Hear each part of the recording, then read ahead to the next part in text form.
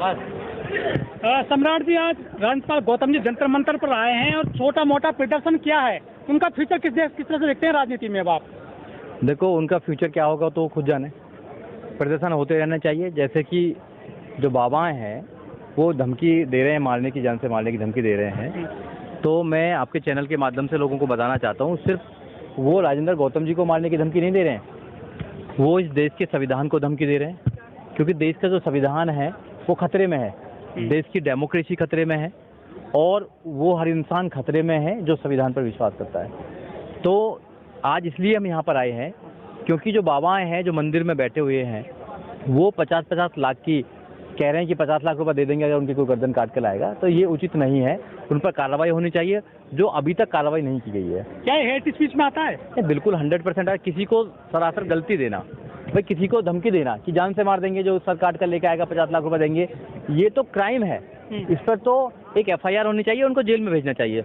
मगर सरकार जो है, सरकार ना तो FIR करिए ना जेल में भेजने का काम करिए। इट मीन्स कि सरकार का संरक्षण है, सरकार के संरक्षित लोग हैं ये लोग, जो लोगों को डराने का काम करते हैं।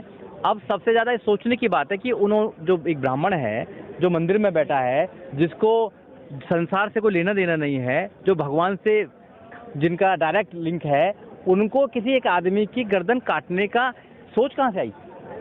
तो ये इस पे सवाल उठता है। इस सवाल ये है कि जब राजेंद्र गौतम जी ने ये कहा लोगों से कि 22 प्रतिज्ञा लो आप, जो बाबा साहब डॉक्टर अम्बेडकर ने 14 अक्टूबर 1956 को नागपुर में कहा था, तो उन्होंने दोहराने का काम किया। तो उनको लगा कि भाई ये तो हमारी रोजी रोटी पर, ये रोजी रोटी को खत्म करने का काम कर रहे हैं। तो जब ब्राह्मणों की या पुरोहितों की रोजी रोटी पर कोई बात करेगा तो वो ऐसे ही कहेंगे, वैसी धमकी देंगे। तो अब सीधा साधा देख लिए, जो बाबा साहब डॉक्टर अम्बेडकर ने जो इनकी गर्दन पकड़ने का काम किया था कि इनकी गर्दन पकड़ लीजिए। जब आदमी की गर्दन आप पकड़ लेते हैं तो सांस नहीं आता उसको। जब आप इनके षड्यंत्र से बाहर निकलेंगे, क्योंकि जो हिंदू धर्म है, बाबा साहब डॉक्टर अम्बेडकर कहा कि षड्यंत्र है, वो कोई धर्म नहीं है, षड्यंत्र है। उस षड्यंत्र से निकलना या अपने लोगों को निकालना ही अम्बेडकरवाद है।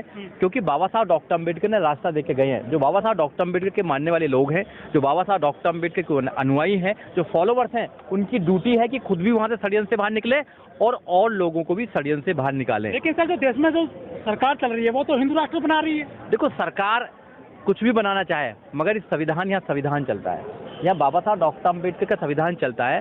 और संविधान जो है हमारे जो देश का कोई धर्म नहीं है। लोगों का धर्म हो सकता है मगर देश का कोई धर्म नहीं है, क्योंकि सेकुलर स्टेट है। संविधान के प्रेम्बल में लिखा हो the be the people of India, हम भारत के लोग। कहीं कोई धर्म की बात नहीं कही है, अपना अपना धर्म माने। जैसे वो लोग अपना धर्म मानते हैं, कोई दूसरा आदमी अपोज नहीं करता है, वैसे ही अगर बौद्धिस्ट लोग भी अगर अपनी परंपरा को मानना चाहते हैं तो उनको प्रॉब्लम क्या है? प्रॉब्लम सिर्फ यही है। इतने सारे संगठन बहुजन समाज के काम कर रहे हैं अलग अलग, और हर कोई किसी न किसी संगठन का जो सुप्रीमो है उसका भक्त मुझे दिखता है। तो फिर कैसे बहुजन समाज को न्याय मिलेगा और कैसे ये बहुजन को अपना पाएंगे? किस चीज का? एक युवा हमारा कहता है घर से कहो जाटर चमार और वाल्मीकि। देखो, जो जातिवाद को खत्म करना ही मूल मकसद होना चाहिए। बाबा साहब डॉक्टर अम्बेडकर ने जातियां खत्म करके संविधान बनाया। संविधान में general, OBC, SC, ST, minorities का दिया। आज भी हम जातियों में बटे रहेंगे तो बाबा साहब डॉक्टर अम्बेडकर का जो सपना था, आइडिया ऑफ इंडिया था, वो कभी नहीं बन पाएगा। क्योंकि बाबा साहब डॉक्टर अम्बेडकर ने इस देश में बहुत मेहनत करके एक संविधान दिया, और संविधान क्लियर कट कहता है कि हमें जातियों में नहीं रहना चाहिए। क्योंकि जाति से सबसे ज्यादा प्रॉब्लम हम लोगों को है। जाति से किसी को फायदा है, जिसको फायदा है वो इस देश में जातिवाद बनाए रखना चाहता है, और जिसको नुकसान है उसको जातियों को खत्म करना चाहिए। ये समझना चाहिए। अभी हमारे लोग ये समझे ही नहीं है कि हमारी लड़ाई किससे है और हमारी लड़ाई कैसे लड़ी जाएगी। जब तक नहीं समझेंगे, जब तक बात नहीं बनने वाली है। क्योंकि काडर होने चाहिए। बाबा साहब को समझना आसान नहीं है कि बाबा साहब को समझ लेंगे। इस देश में IAS, PCS, doctor, engineer, professor, जज, वकील आसान बनना है, मगर अम्बेडकरवादी बनना उससे ज़्यादा कहीं मुश्किल है। अम्बेडकरवादी बनना है कि आपको लोहे के चने चबाना, बुद्धवादी बनना आपको लोहे के चने चबाना। आप ऐसी बातों पर विश्वास नहीं करेंगे जो तर्क के साथ में स्थापित नहीं होंगी। आप साइंस की बात करेंगे, आप संविधान की बात करेंगे, आप ऐसे लोगों की बात नहीं करेंगे कि आशीर्वाद देकर कुछ भी हो जाएगा। तो अम्बेडकरवादी बनना टफ है। लेकिन जो गौतम जी वो खुद भी वकील हैं, मंत्री भी रहे हैं, विधायक हैं, उनकी शिकायत पे कार्रवाई नहीं कर रही है सरकार और जो पुलिस। देखो, सरकार तो करा ही रही है ना। सरकार करा रही है। सरकार को पता है कि हम जब तक धर्म की बात करेंगे, जब तक हम ज़्यादा से ज़्यादा लोगों को बेवकूफ़ बना पाएंगे, क्योंकि धर्म के नाम पर लोगों को बेवकूफ़ बनाया जा सकता है। जब आप रोजगार की बात करेंगे, जब आप एजुकेशन की बात करेंगे, जब आप न्याय की बात करेंगे, तो आप फिर क्या देंगे उनको? जो भी मोदी जी ने वादे किए 2014 से लेकर आज तक, एक भी वादा पूरा हुआ तो बताइए। 2 करोड़ रोजगार की बात दी, क्या रोजगार मिला? 100 स्मार्ट सिटी की बात की, क्या स्मार्ट सिटी बनी? बुलेट ट्रेन की बात की, क्या बुलेट ट्रेन हुआ? 15 लाख रुपए की बात की, क्या 15 लाख रुपए आए? जो भी मोदी जी कहते हैं वो बात सच नहीं होती है। इसलिए आप समझ लीजिए कि धर्म के नाम पर ये जीतने का काम करते हैं, और हमें धर्म का जो धंधा है उसको ही तो खत्म करना है। बाबा साहब डॉक्टर अम्बेडकर कह के गए हैं कि आप लोगों को सबसे ज्यादा अगर कोई नुकसान है तो षड्यंत्र से नुकसान है। एक षड्यंत्र है, जो हिंदू धर्म है, एक षड्यंत्र है उन लाखों करोड़ों लोगों के खिलाफ जो समझ नहीं पा रहे हैं। जिस दिन आप समझ लोगे उस दिन आप आजाद हो जाओगे, आप बुद्ध के रास्ते पर चल लोगे, और जिस दिन आप बुद्ध हो जाओगे उस दिन आप शुद्ध हो जाओगे। आपको ना तो आप पर जुल्म होगा और आप इस देश के शासक बनोगे। बाबा साहब डॉक्टर अम्बेडकर इस देश को बुद्ध में बनाना चाहते थे, मगर अफसोस कि हमने बाबा साहब डॉक्टर अम्बेडकर की मूर्ति पर सिर्फ माला चढ़ाने का काम किया है। हमने बाबा साहब डॉक्टर अम्बेडकर को जाना नहीं है, और हमें जानना जरूरी है, क्योंकि हम पीछे इसलिए हैं क्योंकि हमने बाबा साहब डॉक्टर अम्बेडकर को 100% उनको फॉलो नहीं किया है, उनकी बात पर नहीं चले हैं। लेकिन जो केजरीवाल जी है वो तो बाबा साहब की बात करते हैं, प्रतिमा लगवाते हैं, वो तो चित्र लगवाते हैं ऑफिसों में भी। अब देखा नहीं, ऐसा तो नहीं चलेगा कि बाबा साहब डॉक्टर अम्बेडकर की प्रतिमा लगाएंगे, उस पर माला चढ़ाएंगे, मगर एक उनका मंत्री अगर 22 प्रतिज्ञा लेता है जो बाबा साहब डॉक्टर अम्बेडकर ने ली थी, तो उनको दबाव बनाएंगे कि आपको इस्तीफा देना पड़ेगा। तो मैं ये कहना चाहता हूँ आप लोगों से कि दिखावे में करनी और कथनी में अंतर है। ये नहीं हो सकता, क्योंकि वो तो उस लड़ाई को मजबूत कर रहे हैं, क्योंकि वो तो उस विचार को राजेंद्र पाल गौतम जी डिसाइड ही नहीं कर पा रहे हैं कि वो लाला की दुकान में काम करेंगे, रहेंगे या छोड़ेंगे। देखो ये मैं कैसे बता सकता हूँ? ये तो राजेंद्र गौतम ही बता पाएंगे आप लोगों को अच्छी तरह कि वो डिसाइड नहीं किया। देखो उनकी मजबूरी रही होगी, पर मैं उन पर कोई कमेंट नहीं करना चाहता हूँ। मगर उनका काम ये साहस, मतलब बहुत ही उनका करेजियस काम है कि 22 प्रतिज्ञा तो कम से कम ली। एक मिनिस्टर होने के बावजूद भी उन्होंने 22 प्रतिज्ञा ली, ये भी उनका धन्यवाद हमें करना चाहिए। क्योंकि आदमी में अगर एक भी अच्छाई है तो उसका भी हमें करना चाहिए। हम नेगेटिव पे तो बहुत जल्दी भागते हैं, अच्छाई पे नहीं जाते, हम अच्छाई पे नहीं जाते हैं। तो इसलिए अपने लोगों में अच्छाई भी है, अच्छाई की बात करो, क्योंकि हम अपने लोगों की कब तक टांग खींचते रहेंगे? हम अपने लोगों से लड़ते रहते हैं, दूसरों को लड़ने का मौका नहीं मिलता, टाइम ही नहीं मिलता। इसलिए कर रहे हैं कि जब आक्रामक भाषा बोलकर कहे कोई भी पार्टी ऊपर पहुंच जाती है बहुजन समाज की, उसमें मैं मायावती जी को भी गिनता हूँ, बहन जी को। मैं भी 35 साल रहा हूँ वहाँ पर। उन्होंने एक स्पीच दिया था बहुत पहले, आज से बहुत कम लोगों को मालूम होगा, कि गांधी अगर हमारी जन की औलाद है तो गांधी क्या शैतान की औलाद थे। ऐसे आक्रामक शब्दों से बहुजन समाज आकर्षित होता है, उस संगठन में जुड़ता है, बाद में जाकर के वो दूसरी जगह जाकर के समझौता समाज को छोड़ देते हैं। नहीं, ऐसा नहीं है। देखो बहुजन समाज के जो नौजवान हैं, अभी जो जनरेशन आ रही है, वो समझदार है, वो जानते हैं कि कौन आदमी मिसनरी है, कौन आदमी मिसनरी नहीं है। चिंता ना करें, लोग आने वाले समय में लोग तैयार हो रहे हैं, हम लोगों को तैयार कर रहे हैं कि जो सच को सच और झूठ को झूठ कह सके। हम अम्बेडकरवादी लोग बनाने का काम कर रहे हैं। जो अच्छे अम्बेडकरवादी लोग हैं वो किसी से डरते नहीं है, ना उनको लालच है अच्छे पदों की, ना उनको लालच है IAS, ना उनको मिनिस्टर बनने की, ना उनको लालच है MLA MP बनने की। उनको लालच है सिर्फ इस देश में जो सामाजिक परिवर्तन की लड़ाई है, जो आर्थिक मुक्ति की लड़ाई है, वो होनी चाहिए, जो माननीय काशीराम साहब की लड़ाई है। जो केजरीवाल के सर वो IIT से पढ़े हुए हैं, IRS भी हैं, वो पढ़े लिखे लोगों की बात करते हैं, लेकिन नोट पे लक्ष्मी की बात करते हैं, गणेश की बात करते हैं। वो देखिए, मैं आपको फिर बार बार बता रहा हूँ कि वो कितने भी पढ़े लिखे हों, मगर वो अपनी व्यवस्था को पोषित कर रहे हैं, वो अपनी व्यवस्था को बचाने का काम कर रहे हैं। वो ईमानदार लोग हैं अपनी व्यवस्था के प्रति, हम लोग ईमानदार नहीं है। वो अगर वहाँ दुर्गे की, लक्ष्मी की अगर मूर्ति लगाना चाहते तो हम क्या करना चाहते हैं?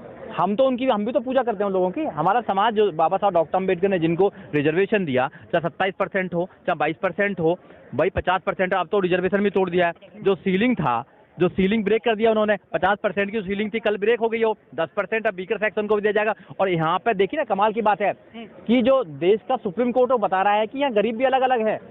जो जनरल के गरीब है वो अलग हैं, और जो OBC और SC के गरीब हैं वो अलग हैं। वो 8 लाख रुपया के गरीब, 8 लाख के गरीब हैं, यहाँ पर 2 लाख में गरीब हो जाएगा। आप समझ लो बात को? तो गरीबों में भी वो कर दिया है, तो गरीब भी एक नहीं है।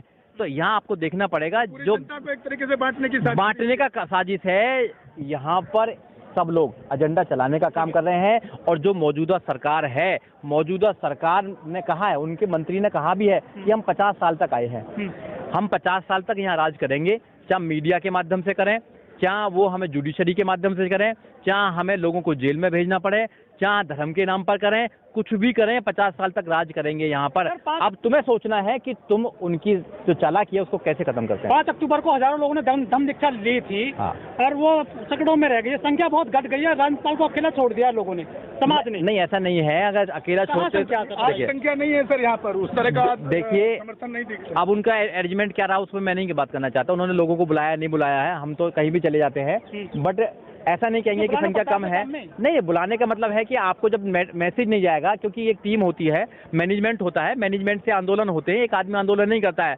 बुद्ध ने भी आंदोलन, इस देश में सबसे पहला आंदोलन बुद्ध ने किया। मैं बुद्ध को सबसे पहला आंदोलनकारी मानता हूं जिन्होंने इस व्यवस्था के खिलाफ काम किया था। तो बुद्ध ने भी संघ बनाने का काम किया। बुद्ध ने देखा कि जो काम मैं करना चाहता हूं लोगों के भले के लिए, मैं अकेला नहीं कर सकता हूं, मुझे वही संघ बनाना पड़ेगा। बाबा साहब डॉक्टर अम्बेडकर ने भी तीनों जो हमारे पार्ट्स हैं, चाहे वो धार्मिक पार्ट हो, चाहे हमारा सोशली हो, चाहे पॉलिटिकल हो, वहां भी बनाने का काम किया। और माननीय काशीराम साहब ने भी किया। अगर कोई आदमी अकेला करना चाहता है लड़ाई को, तो वो जीत नहीं सकता। ये अकेले आदमी की लड़ाई नहीं है, ये संघ की लड़ाई है। सबको तैयार करना पड़ेगा और अपने आने वाली जनरेशन को आपको नेतृत्व देना पड़ेगा, नेतृत्व तैयार करना पड़ेगा। लीडर पैदा नहीं होते, लीडर बनाए जाते हैं। माननीय काशीराम साहब ने लीडर बनाए यहाँ पे। आप लीडर को पैदा करना चाहते हैं कि आप लीडर तो आपके घर में लीडर पैदा होगा? नहीं, ऐसा नहीं हो सकता। सवाल मेरे को दे दिया बहुत अच्छा। काशीराम साहब जो लीडर बनाना चाहते थे, वो गरीब झुग्गी झोपड़ी वाले को बनाना चाहते थे। आज जो काशीराम जी की पार्टी है, वहाँ पर कोई गरीब नेता नहीं बनता है। अब वहाँ पर बहुत बड़ा पैसे वाला, बहुजन समाज का भी बड़ा पैसे वाला। देखिए, आप कौन से नेता की बात कर रहे हैं? मैं नेता उसकी बात कर रहा हूँ। मैं नेता एमएलए एमपी नेता की बात नहीं कर रहा हूँ। मैं उसकी बात कर रहा हूँ जो बाबा साहब डॉक्टर अम्बेडकर का जो आइडियोलॉजी है उसको घर घर पहुंचाने की बात कर रहा हूँ। मैं लोगों को लीड करने की बात कर रहा हूँ। तो धार्मिक मोर्चे पर हो, चाहे वो सांस्कृतिक मोर्चे पर हो, चाहे वो और मोर्चे पर हो। आप कर रहे हैं एमएलए एमपी की बात कर रहे हैं। एमएलए एमपी कोई बन सकता है, आसान एमएलए में बने ना, एमएलए एमपी बनेगा। सब लोग कहाँ क्या कर रहे हैं? अभी मिनिस्टर बने ना, क्या करा मिनिस्टर बन के बताइए? आज हमारे साथ ही कर रहे हैं। तो मिनिस्टर बनना, एमएलए बनना, एमपी बनना बड़ा बहुत काम नहीं है। एक धार्मिक या बाबा साहब डॉक्टर अम्बेडकर के सपनों का भारत बनाने के लिए नेतृत्व करना, वो बड़ी बात है। आप ईमानदारी से नेतृत्व कर पा रहे हैं अपने लोगों का, जो आप कहते हैं वो घर पे करते भी नहीं करते हैं, ये भी बात है। यहाँ पर करनी कथनी में अंतर है। जो हमारे लोग बुद्ध की बात करते हैं, अम्बेडकर की बात करते हैं, सबसे ज्यादा देवी देवताओं का वही पालन करते हैं, सबसे ज्यादा उनके घरों में होते हैं, उनकी शादियां जो होती हैं सब देवी देवताओं के माध्यम से होती हैं। जो गौतम जी आज आए हैं यहाँ पे आंदोलन में, उनके साथ में आम आदमी पार्टी के हमें लग रहा है कोई कार्यकर्ता है नहीं, ना जिलाध्यक्ष ना कोई। यहाँ पे सब बहुजन समाज पार्टी के लग रहे हैं ना कार्यकर्ता ज्यादातर। पार्टी के लोग क्यों नहीं आ रहे उसके साथ में? देखिए, पार्टी के लोग क्यों नहीं आ रहे हो गौतम जी बता पाएंगे, क्योंकि पार्टी के लोग क्यों नहीं आ रहे हैं। छोड़ दिया अकेला। देखो, गौतम जी ने तो अभी एक बहुत बड़ी एक टीम भी बनाई थी, लीगल टीम, वो भी नहीं दिखाई दे रही है। उनके पार्टी के लोग भी नहीं आते। वो पार्टी और गौतम जी के बीच का मामला है, ठीक है ना। वो मैं उसमें कोई कमेंट नहीं करना चाहता हूँ, ना मैं बता सकता। जिसके बारे में मुझे पता है उसके बारे में अगर पूछेंगे तो मैं ज्यादा अच्छी तरह आंसर दे पाऊंगा। तो मतलब एज ए लॉयर ईवीएम को कैसे हटाएंगे पूरे देश में? देखो, ईवीएम को हटाने की जरूरत नहीं है।